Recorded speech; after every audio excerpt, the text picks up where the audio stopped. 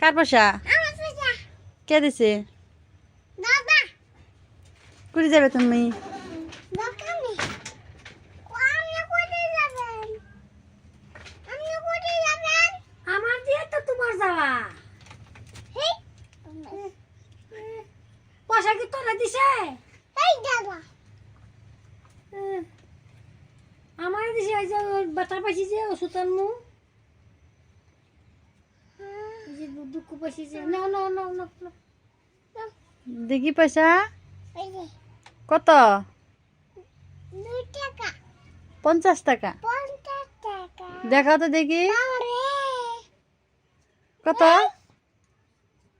50 টাকা।